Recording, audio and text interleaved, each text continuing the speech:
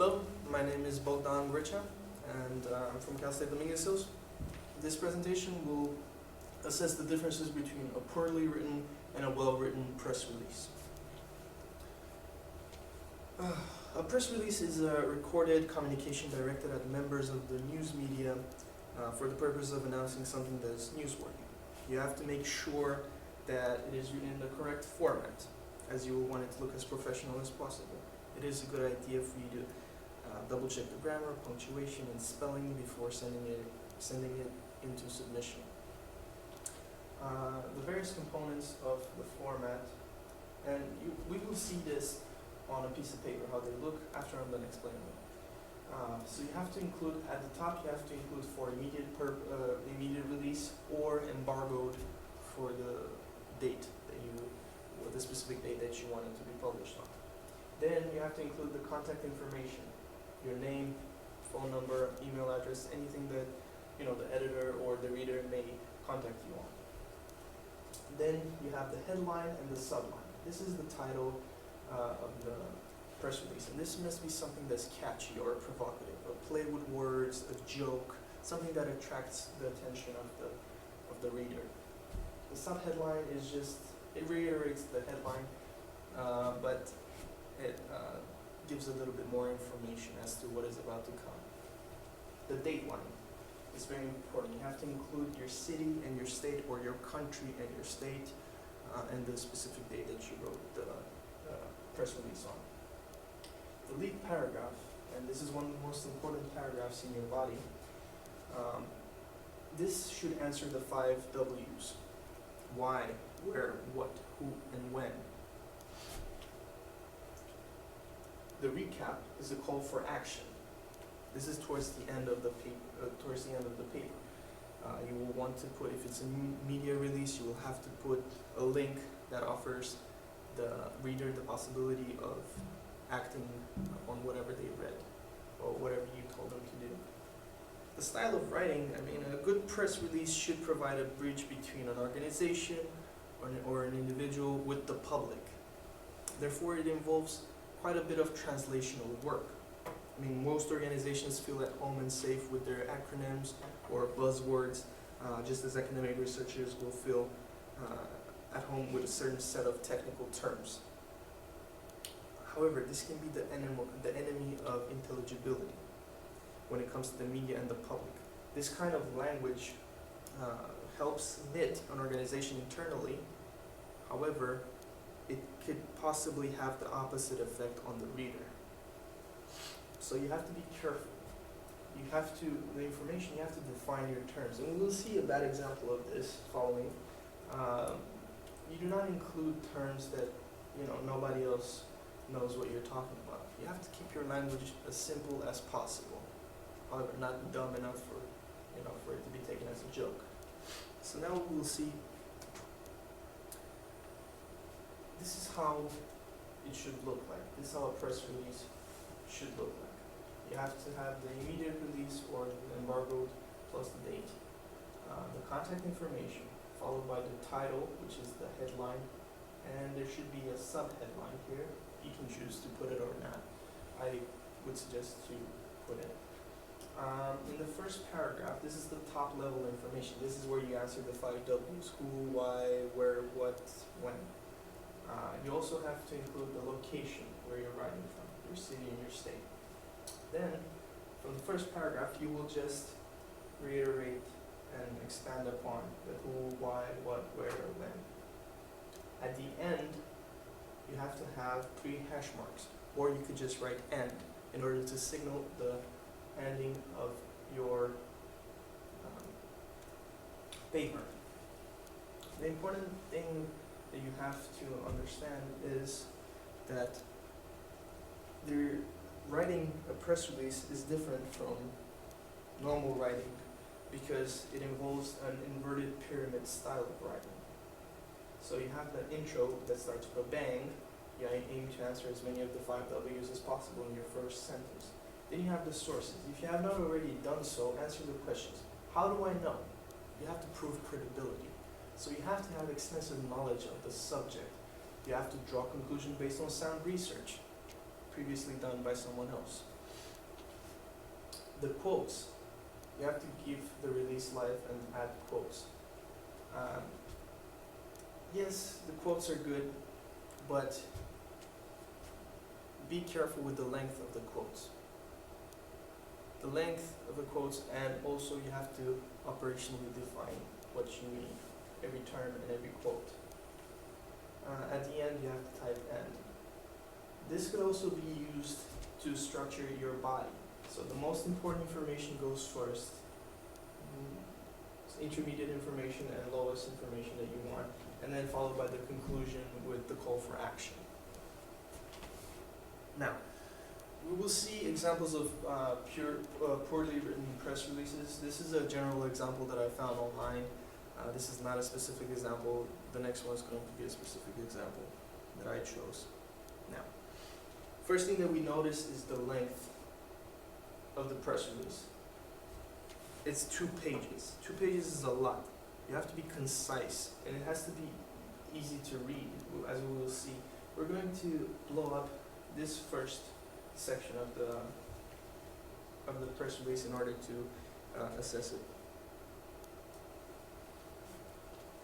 Now, the title, you have the contact information, you have for immediate release and the date, that's good. You have the location and then the leading paragraph. Let's look at the title. Yale University, Harvard Smithsonian Center for Astrophysics, and Stanford University published study on red dwarfs. Who cares? You know, the title doesn't even tell us what the news or the study found. The main topic, yes, study on the red dwarfs. We don't care that it's Yale University, Harvard Smithsonian Center for Astrophysics, and Stanford University. Nobody cares. This doesn't get my attention. What would be,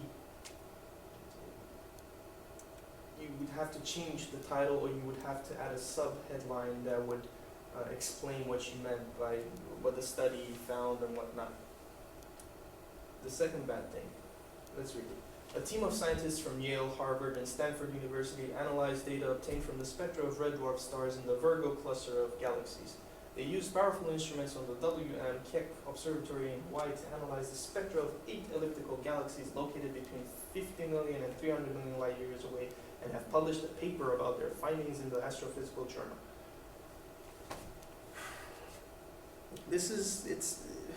You have to put the most important things first. You have to include the 5 W's.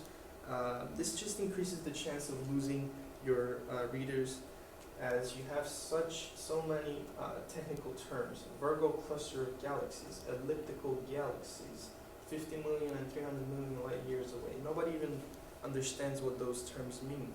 So it sounds jumbled and confused, and this is just going to throw people off, and you're going to lose readers. Now we're going to go to the third paragraph, which includes a quote. If you remember, I said you have to define your quotes, and you have to, they have to be a certain length.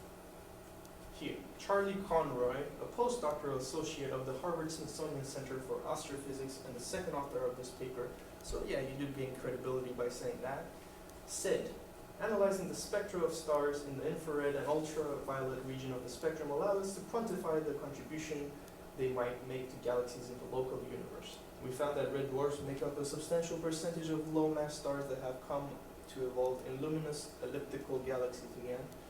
This could tell us about the early formation of these stars and the role they have on galactic populations in the nearby universe. The quote starts here and ends here. It's a full paragraph of quotes. So what if he said that? You have to define, what does this mean for the study? What happened? Okay? These are just 2 examples. These are just 2 things that I noticed bad about that article. The second one is a specific example. I found it on 24/7 press release, and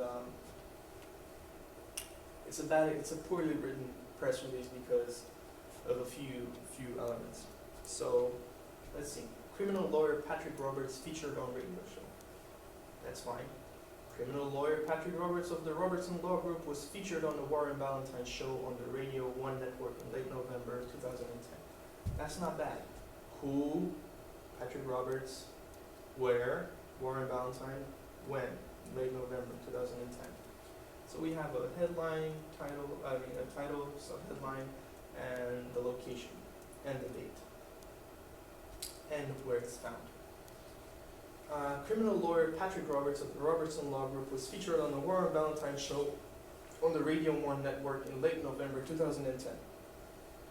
Mr. Roberts spoke on important criminal topics including false allegation of sexual assault, domestic violence, and drug crimes. This is actually a very good, very catchy, includes all of the 5 W's. Who, criminal lawyer Patrick Roberts.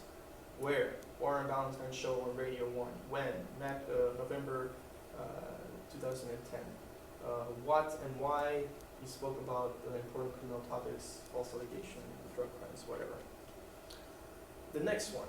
Radio 1 is a radio network with stations throughout the United States. The host, Warren Ballantyne, is well known as the people's attorney, according to the network.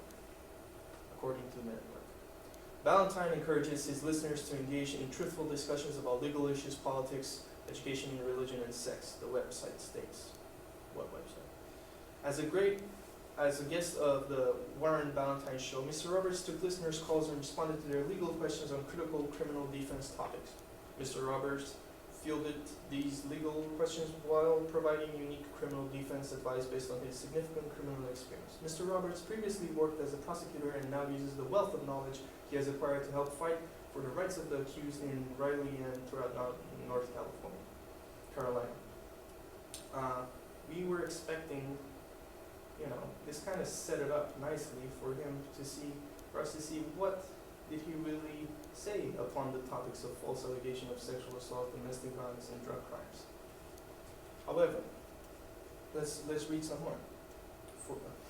This is very short and doesn't even follow through with what it says in the first paragraph. For more information about Roberts' Law Group, see his criminal defense website, criminal defense blog. This is good.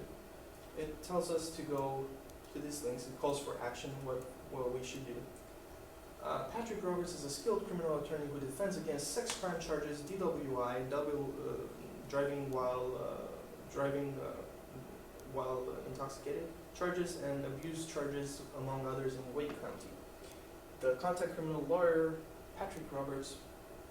Please contact the law firm or call blah blah blah for consultation. Okay.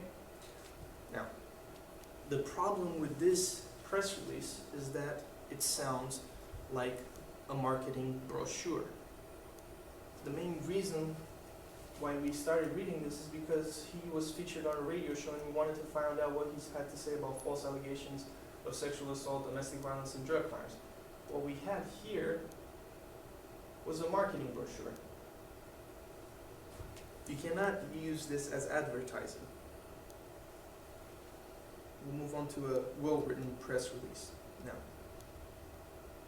This does look long, but it's because I cropped it in a weird way. I found this on prweb.com, and it's a really good press release website for you to go on and search. They're quite good, all of them. So, new ebook highlights why women play head games with men and cheat on men. That already, everybody wants to know why. One day after Alan Roger Curry's new ebook, entitled The Possibility of Sex, was released, it rose as high as number 7 in Amazon.com's top 100 best-selling Kindle ebooks in the category of sex, the highest sales ranking for any of Curry's 4 Kindle ebooks. The book highlights the fact that women are often dishonest and misleading with men about their true sexual desires and interests. So, who? Alan Roger Curry's what? The ebook, Possibility of Sex. Where on Amazon.com, sells, and why. The book highlights the fact that women are often dishonest and misleading. And that's true, okay? So, then we have the location, Chicago, Illinois. We have PR Web, where I found it, and October 12, 2012, the date. One book author has had enough of men being labeled as liars and cheaters when it comes to love, sex, dating, and relationships. Women lie to men just as much as men lie to women. And in the 21st century, when surveys show that women are now cheating just as much, if not more, than men are, the media needs to become more objective and balanced towards the strengths and weaknesses of each gender, says Alan Roger Curry, who, author of the new ebook entitled, What? Possibility of Sex, How Naive and Lustful Men Are Manipulated by Women Regularly. Then we move on to the next one. So this was actually a very good paragraph. It sets us up with all the 5 W's that we're going to expect in the next few paragraphs. Just one day after Curry's new ebook was released, so who, Curry, and what, new ebook, on October 4, 2012, when it was listed in Amazon.com's top 100 best-selling Kindle ebooks in the categories of sex, interpersonal relationships, and mate-seeking in the sex category specifically. Curry's new ebook was ranked as high as number 7, which is the highest sales ranking of any paperback of Kindle ebook, blah blah blah.